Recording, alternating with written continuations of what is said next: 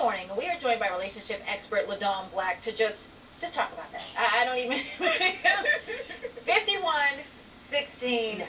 That's a huge difference. That's a generational difference. Yeah. That's not just an age difference. Can they make that work? You know what? You can make an age difference work. I don't know if 51 and 16 can work. What are they going to talk about? I don't know. And when you have to ask mom and dad, can you get married? It's really not a good thing. Right. Know? And can you imagine being him and asking her dad, can I have your daughter's hand in marriage? Exactly. My dad would chase you through some states and yeah. All right. Okay, let's just be realistic about age differences. What's an acceptable age difference where you can make it work versus this just huge divide? You know what? Most people marry up to 15 years older. And I'd say in that case, it's not too bad because you still have some things in common. But there are 3 ways that you can kind of really work through any differences that you may encounter. Okay. Let's work it through. Okay, number 1, you have to be realistic about your situation. Having an age difference can be exhausting and it can be exciting. I mean, it's exciting because you're with someone younger, so the body is better, the energy is better. It's great being with someone older because they have more to talk about, more experience. Okay. But you have to be realistic. People are going to sometimes say, are you daddy? Or are you mommy? You know, younger people may come on to the younger person in the relationship. Older people may try to pull the older person in the relationship. Be realistic about the challenges. Okay, but then you can overcome them if I guess you're just patient and know that that's going to happen. Exactly. Should you? Is this a conversation you should have in the beginning? Like, look, we know we're different in age. How are we going to approach this? What do I expect of you? What do you expect of me? You have to have some relationship goals, and you have to be honest about what's going to work for you and what's not. Okay. If you're dating someone you older, mean like bedtime and dinner time? Exactly. You know, do I feed you because you have to take your teeth out? You know, do I have to help you with those things? But you have to be honest with each other. If you're dating someone who's already been married and divorced and may have adult kids, they may not be in the mindset to have a new young family. And that could be very tricky when there are kids involved because sometimes you're the same age as the kids or younger. And you have to define, are you going to be stepmom or are you going to be just good friend? Oh my gosh. Imagine them calling the 16-year-old stepmom. Again, this is just an over-the-top, can't get your mind around it kind of situation. Let's talk about love in general. Can they really be in love? I mean, or is this just a lust thing, an infatuation thing? And I know we don't know everybody's relationship, but you kind of wonder when you look at this. I believe that there can be love in those types of relationships. I don't know about 51 and 16, but let's just say someone's 30 and they're dating someone who's 50. Yeah. I think there can be love there. I think as long as you know that, you know, he's going to talk about some things sometimes, I'm not going to have a clue what he's talking about, or I may not feel comfortable around his friends. He's going to feel uncomfortable around my friends. Right. You have to work as a couple to take the time to explain to one another and really work things out. All right, we're going to get you to stick around because then once they get really old, I mean, 50 is not old. I mean, but once they really start to age, there's a problem there. There's some. All right. Do you have questions about your love life?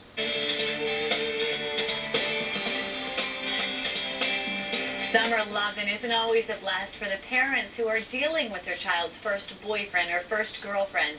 If your kid is home from college for the first summer and has their first serious boyfriend or girlfriend, what are the best ways to react?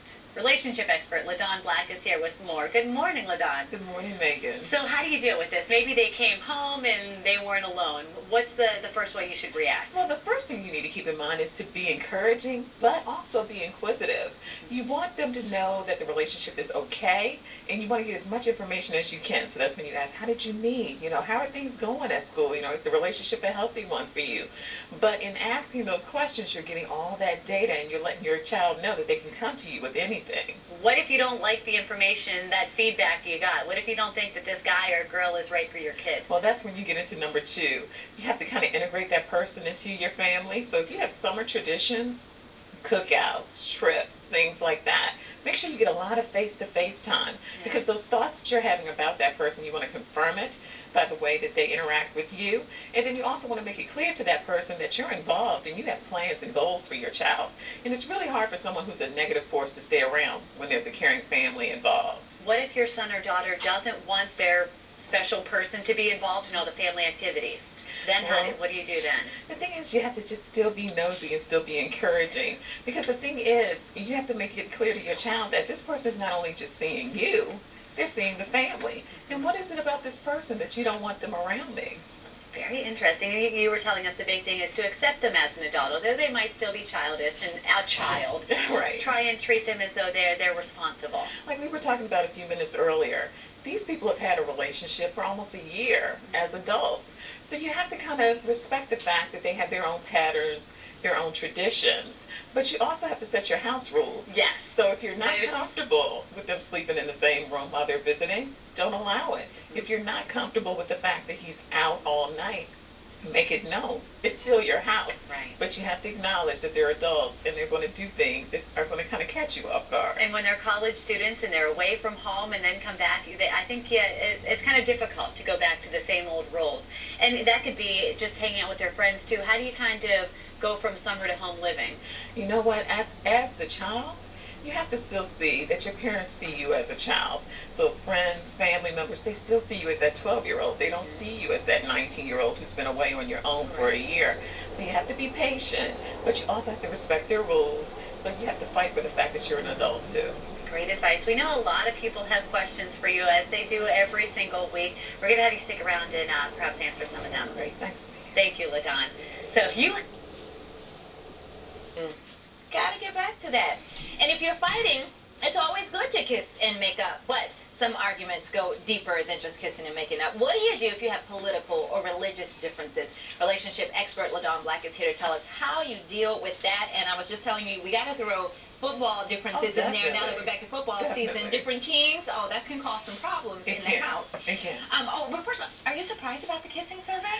You know what? I'm not, because I think people get comfortable with each other. You know, when love is young and new, we want to be in each other's face all the time. Well, we were just talking, you kind of kiss and greeting, like, when you come in the house, you kiss, or when you leave the house, doesn't happen after a while. Some couples don't, but kissing is good. All right, well, when it comes to differences in the relationship, not one wants to kiss and the other doesn't, how do you get past that? Because if it's a political difference, if you're Republican, they're Democrat, that could cause some serious discussion. Right. You have to realize, number one, that you don't have to agree on everything in order for a relationship to survive. Okay. And then you have to have fun with it. So we have all the talking head shows. We have the politicians making goofs, saying the wrong thing in speeches and being caught out there in crazy ways. Have fun with the differences.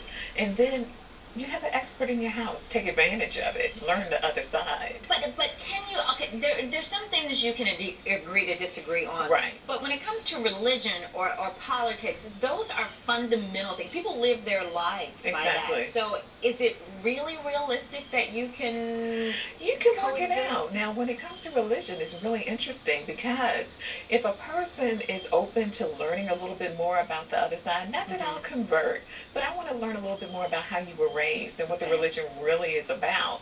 You have to have that spirit in order to work through it. Okay. And in the politics, it makes for good debate, discussion. It does. For a lot of couples, that's the spice of it. The spice is the difference, definitely. All right, and I guess you do. You learn about things, but you should tell them up front, look, we can talk about it, but don't try to always change me. Don't try to convert me. Exactly. There has to be some mutual respect there.